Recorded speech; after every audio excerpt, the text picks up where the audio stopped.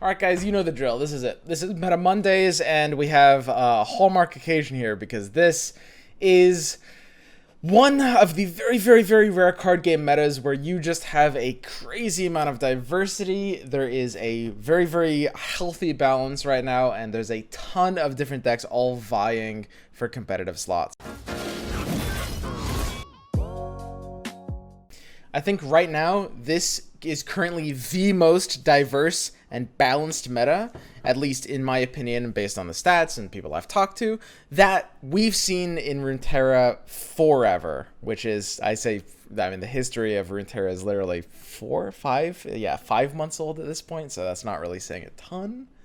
But it's a really fun time to play Runeterra right now, so let's go ahead and get into it. As always, this is going to be, statistically based meta report for kind of like this last week. We're going to be putting decks into different tiers. This meta is so balanced that I've actually had to redistribute what, the general win rate percentages mean. These are really vague. They do change kind of like potentially even like week to week, and there's many exceptions, but overall it's kind of nice to have some amount of a benchmark. So just to kind of I'm just going to give a 2-sentence overview. There's a lot of new decks coming out. There's only a couple tier 1 decks that we have here, but tier 1 is only just kind of like a hair above tier 2 right now. Like every single thing here is, I would consider to be very competitively viable in their own right. And it's important to realize that in terms of win rate, the difference between this top number 1 and this bottom, and there's about, like 15 entries on this list, the difference of win rate between these two extremes, between the top of tier 1 and the bottom of tier 2, is probably like 5%. And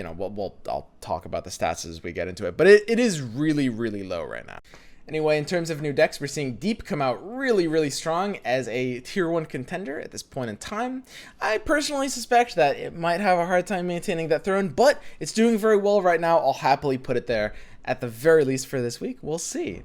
Ash Sejuani is a deck that has basically been kind of only being played for the past like 48 hours or so, and it's doing very well. This actually could be a contender for kind of like moving forward, and it's joining, its sister deck Tempo Sejuani, which is mostly Bilgewater, in the ranks of a very high tier deck right now. Sejuani is great and well positioned. Luxheimer is proving to be a really great replacement to a lot of kind of like the Ionia tools, now that Ionia did get nerfed, and the idea of like a lot of how the Karma deck did play is worse, as well as even some decks like Yasuo Controller coming back, and They Who Endure has sort of like survived its nerf, surprisingly so. Okay, so as always, I'm going to be putting a link to the stats if you want to see the stats for yourself, because stats are all coming down to interpretation. There's always going to be different ways to interpret them, but we're going to go ahead and get into it. I'm going to be breaking down all of these decks if you wanted to see any of these for yourself, mostly the ones in tier 3, which I will not be talking about in this video. I've decided to, especially because I want to expand a lot of more tier 1 and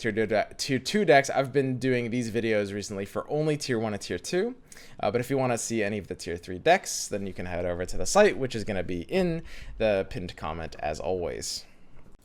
Also, I'm constantly keeping this page up to date, so if you're watching this video, I would actually recommend going to the pinned comment and clicking on it, the link to the site, to see if it might have been updated from what you're seeing in the video now. You might already be looking at a very slightly outdated version. Maybe I'll have bumped one thing up or down. It doesn't matter. I'm not shilling my site. I'm not using ads on the site. There's nothing for you to, I have no benefit from you going to the site. I'm just recommending that you check it out, as it's a more updated version.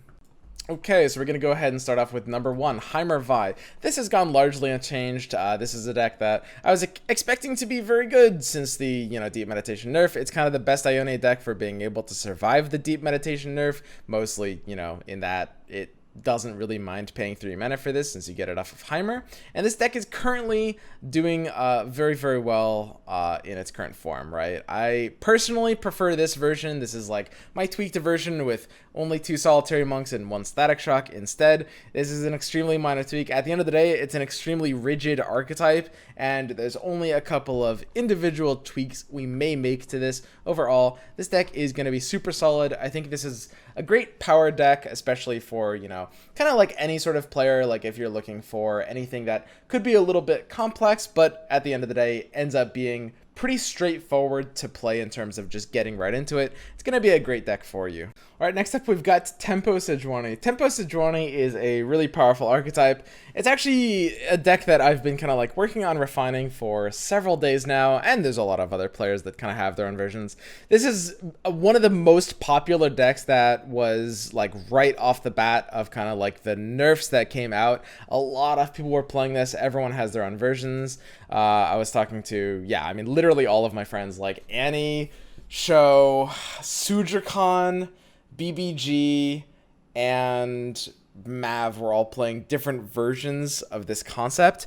This happens to be where I ended up after trying a ton of different ways to make it work. It ends up being very close to Show's version and pretty close to BBG's, I think, as well. And ultimately, it's just a very, very tempo-driven version of the deck, right? We're not using any of the yoink package stuff. We are very, very simply trying to kind of like fight aggressively for the board early. I think the biggest comparison I can actually make in terms of playstyle is actually old Bannerman. It's just a tempo mid-range deck. You have the ability to sometimes have a draw that sort of blows the opponent out early, but instead of having Challenger, you've got Vulnerable, right?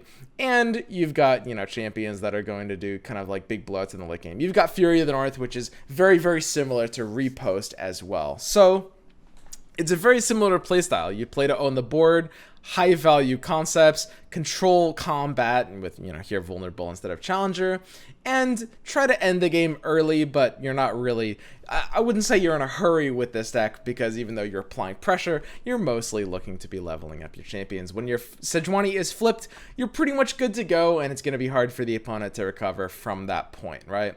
So overall, it's a deck where a large part of the idea is you are going to be somewhat going out of your way to flip Sejuani, and that's going to be the one thing you're going to keep in mind. So you're going to do some attacks with cards like, you know, Raider or Butcher that you might not normally do otherwise. There might be some spots where you'd rather hold off an attack, but getting in the point of damage makes it worth it.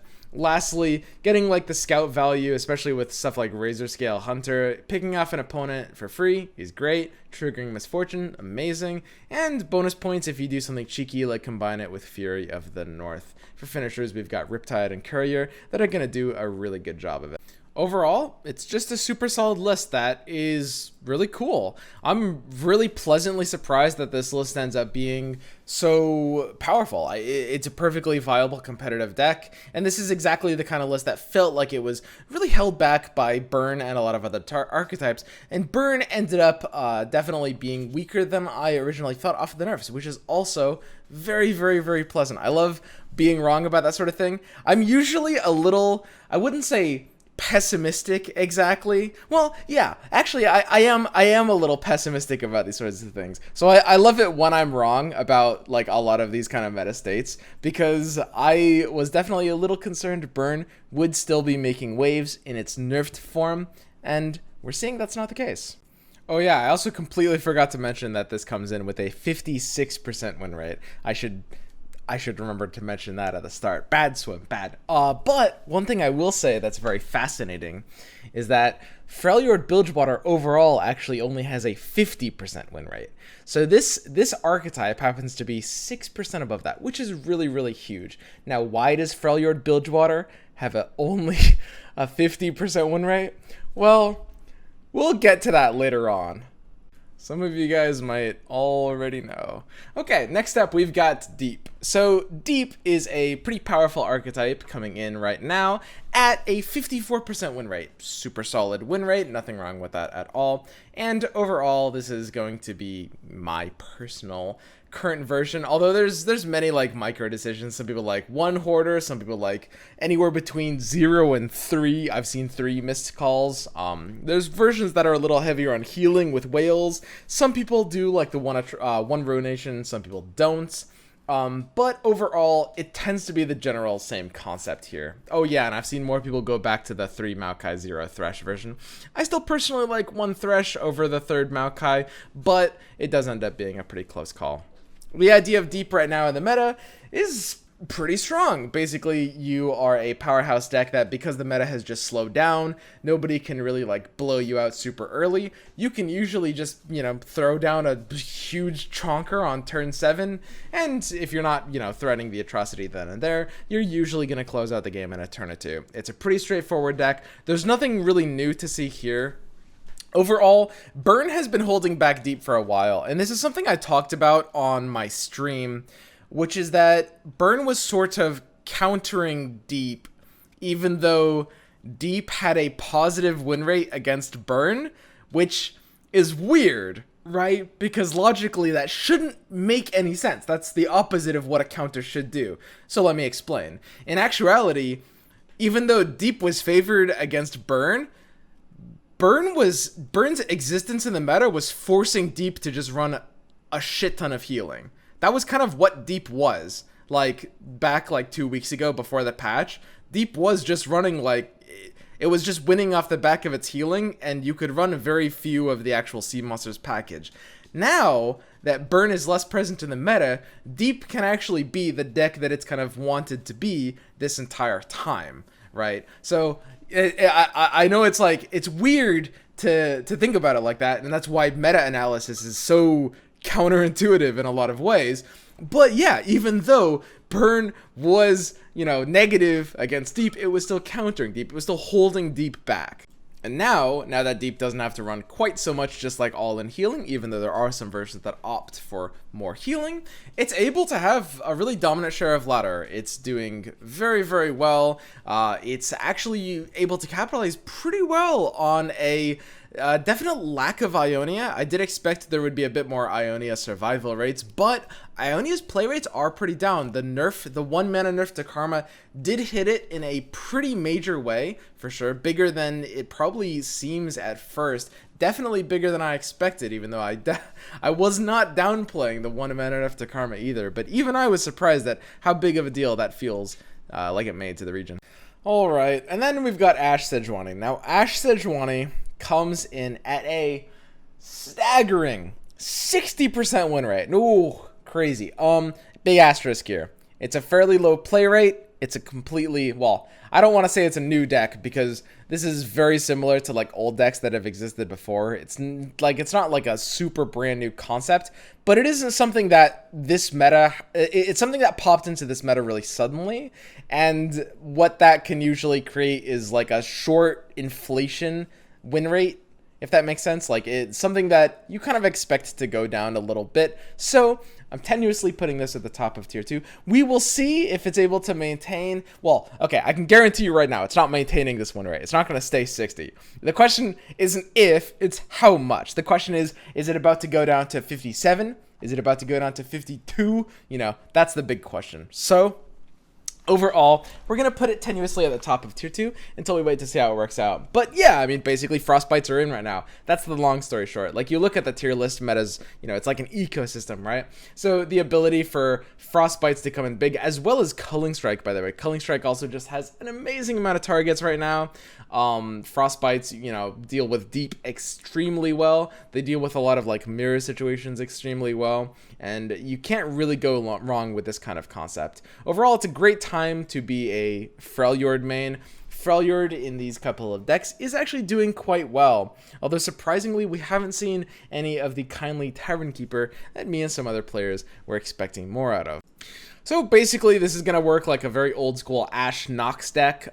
So you're going to be using a lot of the 5+ power synergies with Trifarian Assessor, Avarazan Hearthguard, Babbling Bjerg, Reckoning, as well as, you know, even the Avarazan Trapper to pull, you know, the cheap Yetis out. You're going to be drawing some extra cards and potentially slowing down a couple of power Reckonings that can wipe the board in certain matchups. This is kind of like the highest performing deck version on ladder right now, and I'm actually pretty happy with it. I like the restraint it shows and stuff like 2 Brittle Steels, for example, and as well as 2 Harsh Winds. Normally these have been seen to be kind of like auto 3-ofs of the staple archetype, and I think that at this point in time, being able to cut down from these is actually a very good sign for the deck. Okay, next up we have Bannerman. So Bannerman's gonna come in at a 55% win rate. This is the point of the video where you're gonna be like, well, wait, swim, but this thing had a smaller win rate, but it was in the bigger thing. So when I'm talking about these win rates, I'm talking about like the overall.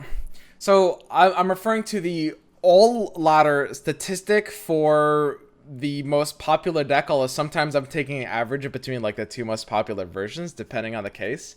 There's a lot of things that go into like that factor into like what makes a tier deck, which is like play rate, whether its win rate is in Masters versus normal ladder, how many different variations the win rate is spread across from, right? So there's a lot of like other things that would make it so that it's not necessarily just looking at the flat win rate. I think Bannerman, however, is a very good deck. It's not really gone anywhere. Overall, it is a deck that has dropped off a lot in popularity, right? Its play rate is on the lower end of things. There's fairly few people compared to before that are running, our good old friend Bannerman. I don't think it's a bad deck, and I do expect it to kind of like see more play moving forward. But I do think it sort of has been effectively dethroned as the mid-range go-to. And the biggest reason for that is A, them losing some of their tools, but B, other decks just feeling like they have more room to shine. Ultimately, it kind of comes down to the burn nerf. The burn nerf is kind of what sets it all in motion, right? Burn is a deck that, was pretty toe-to-toe with Bannerman. It actually had a fairly even matchup. The biggest thing, though, is that okay, so in Runeterra, this is a rule of thumb, a blanket statement. I like to say you sort of want to be a lot faster or a little slower than your opponent in general, right? Again, rule of thumb. But basically what Burn was doing was it was sort of preventing a lot of decks that felt like they were just a little slower than Bannerman from making sense as decks. Some really good examples of those being stuff like Deep, right? We were talking about how Burn effectively didn't necessarily directly counter Deep, but it stopped Deep from doing what Deep wanted to do, right? And the same is true with Sejuani decks, by the way. Burn was stopping, basically, Bannerman loses to things that do the same thing as Bannerman, but are a little bit slower, like Sejuani, like Deep, but Burn keeps those things in check. So Burn was sort of having almost a bit of a symbiosis with Bannerman, right? And now that Burn has gone, Bannerman suddenly feels like it actually has some real meta counters, right? Sejuani and Deep being kind of the most obvious, but, we can talk about more. Even like Endure could be a pretty good example of that, I think. Overall, Bannerman feels like a very fair deck at this point in time. It's been kind of like our oppressive ruler for as long as I can remember, guys. We have not been able to be rid of this deck. And you know what? It's not gone, but it feels fair. It feels very much like there are replacements to it. And that's a breath of fresh air. I'm going to leave that one in.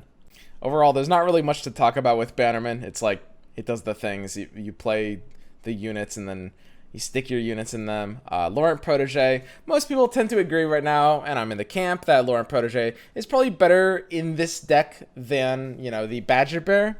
Although there are some people that are messing around with Badger Bear still in that slot.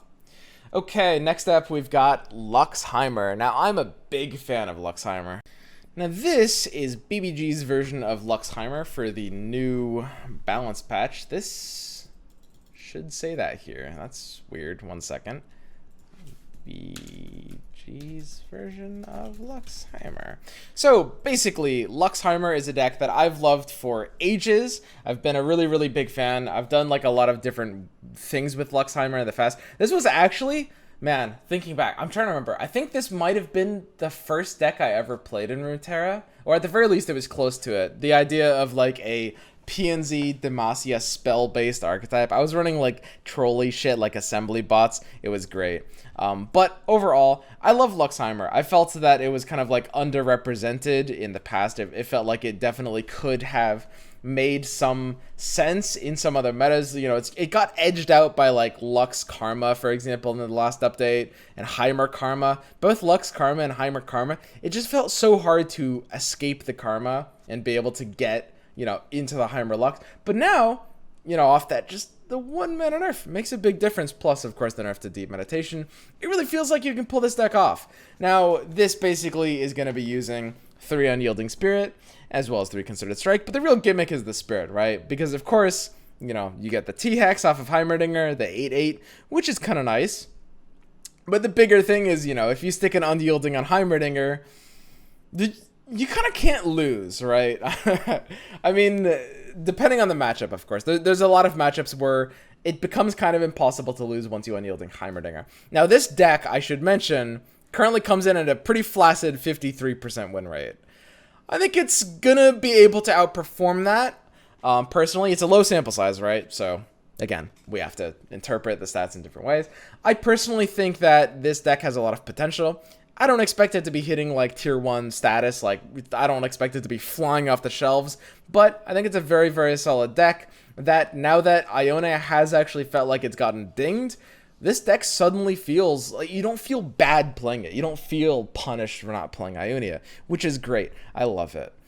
So we've got, you know, all the staples, Flash of Brilliance to work with both Heimerdinger and Lux, and that's kind of the best thing about Heimerdinger Lux is that Flash hits both of them in a way that, you know, it couldn't really work otherwise, right? Like you guys all know Flash on Heimer, you know, the quintessential combo. You play Heimer, you jam out like 3 flashes because you're on a nut draw, and your opponent Poro emotes and concedes. It's great, but add Lux to the mix, you got an even better recipe, because Flash of Brilliance will often allow Lux to get Final Spark on exactly turn 6. Almost always, if you want to, you'll be able to, you know, bank full mana, play Lux on 6, play Flash, and then play like a, you know, a Prismatic or even a Get Excited or whatever you might want to do, second Flash. You'll usually be able to get the Spark on 6, which actually can make a pretty big difference in, you know, a lot of situations. Okay, next up, we have a deck that really surprised me. This is They Who Endure, a deck that I actually took off the site last week because I was thinking to myself, man, God, off of the changes to the meta, you know, Ionia feels like they're going to be pretty impactful still, counters this deck pretty hard. Brood Awakening going to 6 mana, it just feels like this deck doesn't really make that much sense anymore. Now, I want to add a big asterisk to that, which is that decks that I, like, remove or temporarily take off the site, it's not that they're lower than tier 3, not really. It's not about, like, positioning. It's about whether the deck kind of makes sense to recommend. Like, does it make sense to play it over another version of a sort of similar concept that's going to run similar tables, right? That sort of thing, right? And it felt to me like off of this nerf, it would get 2-hit. Mostly I was expecting a metastate with a lot more Ionia, a lot more Will of Ionia. That's not what we got. That's not what we got at all.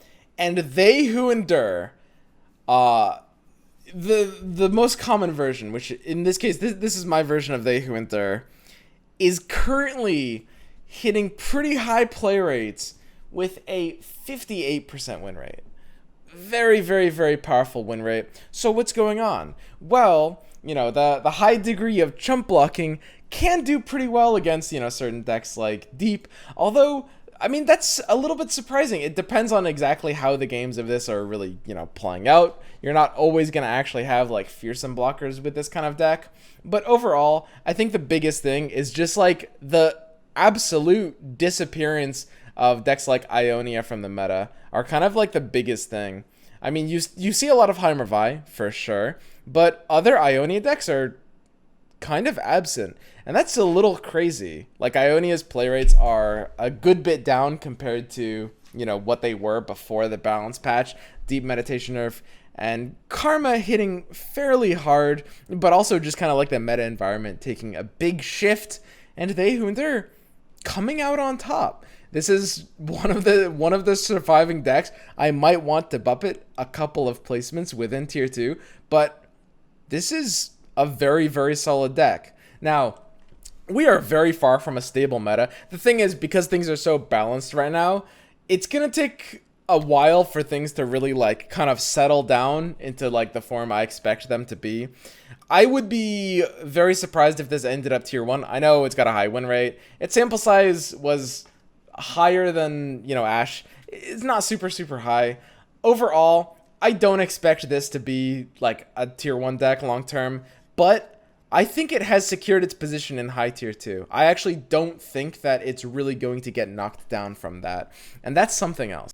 Now, They Who Endure is, of course, a deck where you're basically just using spiders to stall out. You're just looking to block your opponent's big dudes every turn, while you just set up for a really big, like, They Who Endure and Atrocity combo. It's a very fun playstyle. It's actually one of my favorite ways to play the game. I often found myself bringing this to, like, various tournaments. I really like the just kind of, like, sort of chump block and stall approach, and nothing feels more satisfying than dropping like a big 15-15 They Who Endure and taking it all with Atrocity. So I'm, for one, am very, very happy that this deck managed to survive even through the Brood Awakening nerf, which was pretty harsh. Okay, next up we have good old Burn aggro. Let's talk about Burn. So Burn's a pretty good deck. This version of Burn you're looking at right here is hitting a 59% win rate. Okay, wait, look, hang on. We actually need to talk about these win rates a little bit. You guys have to understand that, so I'll say a win rate. It probably sounds ridiculous. And then, you know, you actually come to the, you come to the win rate, you look at Burn, and it's true that this current version of Burn is at 59%, but there are other versions of Burn overall, right? So it would probably be more fair to say that Burn as an average is hitting something closer to a 58%.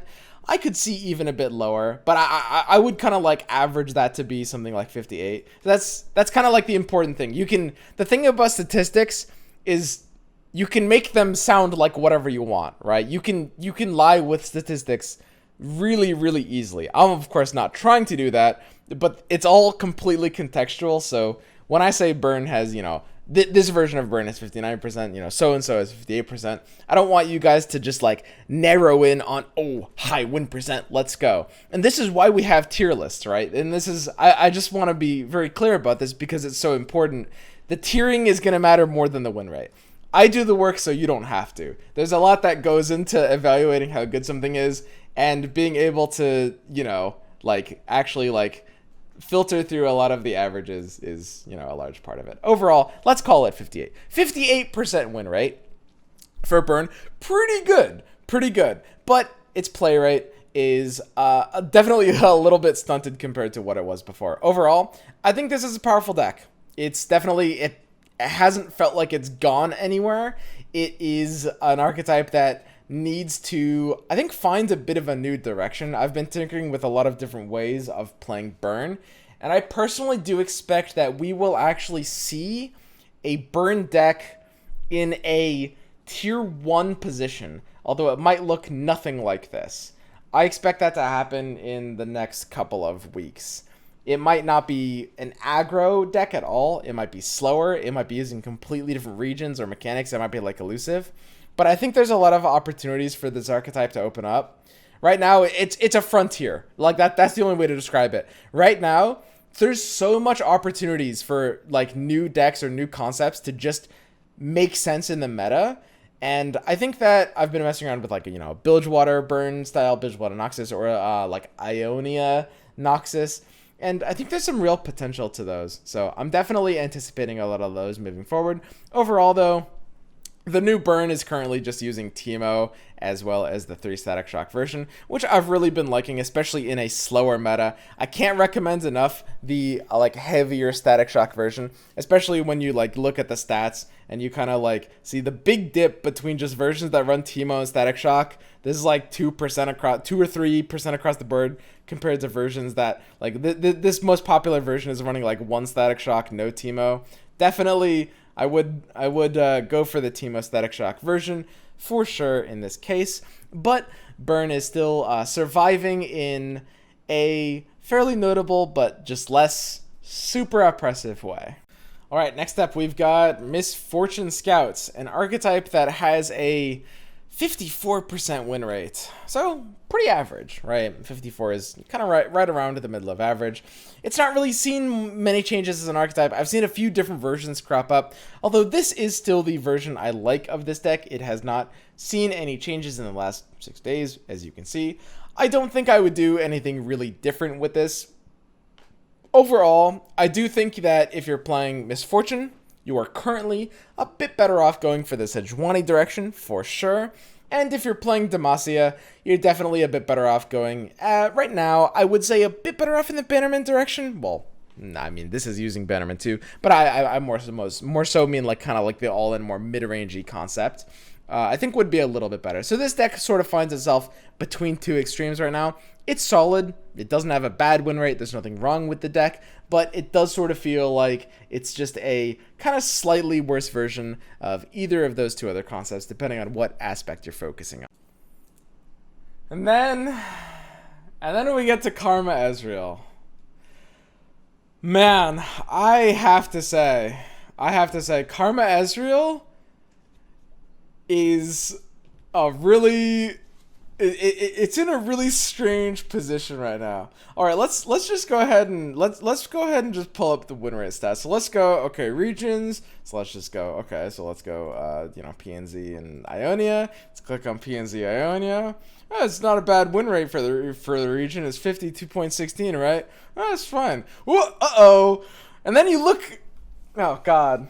Oh, take it all in, guys. What the hell happened? What? Okay. You look at Karma Ezreal and you're like, wow. The wheels really fell off on this one. Karma Ezreal is sort of crazy washed up, right? What actually happened here? I mean, it got nerfed in, a couple of ways, for sure. Karma got -1 mana, Deep Meditation, Deep Meditation and Karma both got +1. Sure. But, man, this is crazy. This is like -10%. This is absolutely insane. This is a deck that a lot of people are saying they think is tier 1. And I've had like several of my friends, because when I do these tier lists, I always talk with a lot of other top players to try to figure out where things are positioned, right? It's not just stats and it's not just my opinions. We talk to other players. And multiple of my friends who, high-ranking players, insist that Karma Ezreal is tier 1 or close to it. And this is not just the tournament environment either, by the way, but it's a ladder environment. And I haven't really seen anything that disagrees with that. But then when you look at the stats, they are just out of this world bad. And across the board, look at these variations. There's all the versions. So then you must be wondering, well, maybe it's just these plebs. Maybe it's just all ranks. Just sort Master Swim. Maybe in Master, the real Karma Ezreal experts will show you how it... Ooh, uh-oh. See, like, look at this. What's going on? And then, when you look down here, maybe it's positive, but these are really, really low play rates. These are really, really incredibly low. So this is a bit of an anomaly for me. It's a bit crazy. I will say Karma Ezreal in my mind currently, and these are different versions, and some of them are suboptimal for sure. I will say Karma Ezreal in my mind is not a tier 1 deck for sure. But you're really, really torn in this position. I do think it's very notably worse than Heimer Vi, and that's not a hot take looking at these stats. It's not hot at all. But I still think that given current versions moving forward, as well as potentially the meta shifting, basically the deck sort of figuring itself out, right? Because there's a lot of different ways to build it. A lot of these versions are going to be slightly outdated versions. For example, you see people running health potions. Maybe I wouldn't do that on ladder anymore since burn is less of a thing. Karma Ezreal is a fairly flexible deck. There's no reason it should end up staying this low of a win rate. In fact, again, sort of similar to the Ashe Sejuani, I can promise you that Karma Ezreal won't stay this low of a win rate. That is something I can literally promise you, and that's partially because of something called regression to the mean. But outside of that, even outside of that, this is just anomalously low. So the only question we have, with, when we were talking about the Ashe Sejuani deck, it's not a question of if, it's a question of how much. It's yes, this win rate will go up, but will it end up at 50%, 52%, 56%? That's the real question. And by putting it in low tier 2, which, I do have it in low tier 2 for now, I'm basically making the guess it'll end up at 53%. I guess that's my guess, roughly, right? I don't expect it to end up as low as like 50 or 51%. It's going to go up a bit from here, and that's due to a lot of things. It's a fairly flexible deck, right? Like, you can build it in many different ways, and a lot of these versions, as we can see, are slightly older versions, running like slightly, older cards that don't make as much sense anymore. The flexibility will kick in, and it will make more sense as a deck, but even outside of all that, even given the fact that I am expecting it to stabilize as a lower tier 2 deck, nothing to scoff at, but not like a crazy meta slayer either, it still got hit really hard. Like, this deck was arguably the single strongest deck in the game. Most people would argue that, by the way, before the Rising Tides expansion. Then in the Rising Tides expansion, it got a crazy amount of new tools. And then due to nothing but just like minor meta shifts, well, not minor, but meta shifts, even without like losing much, I mean, they lost basically like one of the new tools they got nerfed. And it is down in the, I'm not going to say dumpsters, but man, it's crazy. What happened to Karma Ezreal? The wheels fell off, man. Anyway, that is Karma Ezreal in a nutshell. I think it still will be a fairly solid deck. I have no problems recommending this deck to people. I think it's a sweet deck. This is currently my approach to the deck. This is based off of Mav's version. And I think it'll still do pretty well on ladder, but overall, this is a deck that yeah, I mean, it's lower ranked. This is a shadow of its former self, for sure. And speaking of shadows of former selves, that brings us to our next two entries, Lux Karma and Karina Control. And this really just goes to show how big of a deal just a couple of nerfs are, man. Like, these are like the three meta kings of just like a week ago. Isn't that crazy? And now we see Lux Karma here is down in the dumps as well. It also has about a 50% win rate. And I actually think that, unlike Karma Ezreal, this deck might be a bit more doomed. I think that this deck might have a harder time recovering, even though it does have, I guess, if anything, technically a slightly higher win rate now. It's 50%. It's like, but I think that has a hard time rising up. Like, this deck does not have the flexibility. It does not have as much of the kind of like purpose. Like, I think this deck will likely end up a worse version of Luxheimer. We'll have to see if the meta ends up that way. I don't think there's going to be enough of a niche for like Will of Ione. There's better ways to run Will of Ione overall. But basically, this is another deck that did get tanked quite hard. It's still fine to play. Like, you can play it, but it's definitely not going to be climbing you super fast anytime soon. And then we've got Karina Vi. So Karina Vi is back, baby. 53% win rate, still pretty low, kind of like the very bottom of tier 2. I would not put this list below, like viability. It's still a decent deck, but we've added back in the Brood Awakenings. As it turns out, the card was just simply too integral to the list, which is something that I was kind of already feeling. Like, that was kind of my sense on like day, I think like 2 or 3 of the update. I was like, yeah, we might just have to add Brood Awakenings back in here. And as it turns out, we did. Brood Awakenings back in. The list is effectively exactly what it was before. And yeah, it's 53%. Overall, I think that this is not a great list anymore. It feels somewhat purposeless. It's like mass amount of healing isn't good against a lot of like, the field right now. It's less valuable against something like Burn. And if you're gonna play like a Shadow Isles slow play deck, you can play it with Deep or, God, even Endure.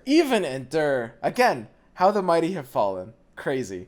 But if you're playing, PNZ, if that's your kick, then you'd probably be better off playing, Heimer Vi, or maybe even Heimer Lux, right?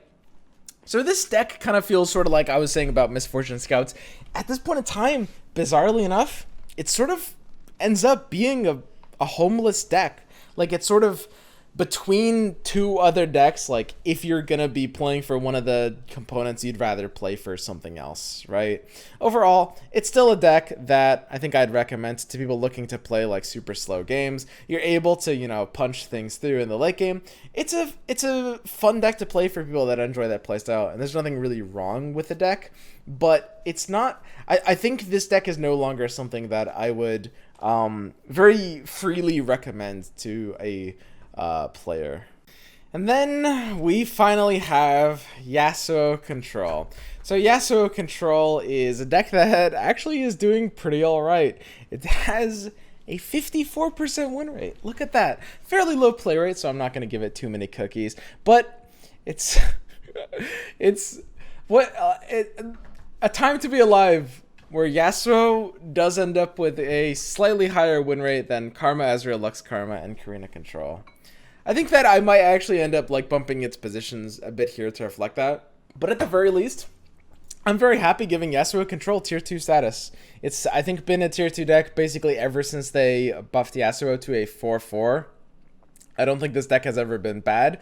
And now that they've nerfed Deep Meditation and Karma, I think there's suddenly a lot more reason to run this deck in Ionia, right? Before it was like, it felt so bad to be giving up those tools, but now all of a sudden we can use the Ionia power tools like Concussive Palm and Will of Ionia without feeling so bad like we're cutting things that really otherwise can't be cut. This is my personal version of Yasuo Control.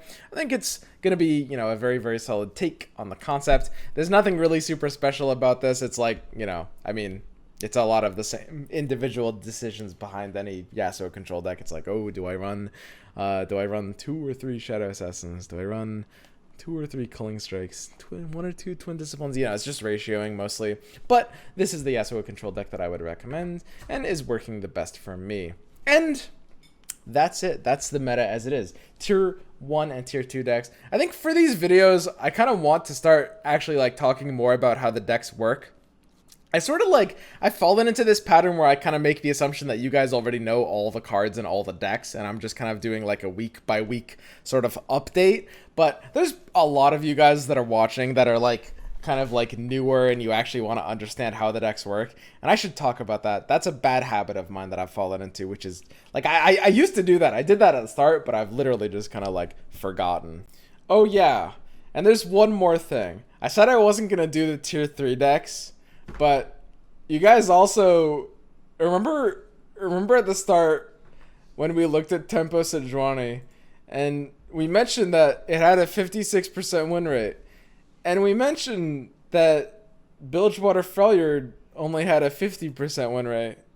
You guys want to know why? It's because of the next deck.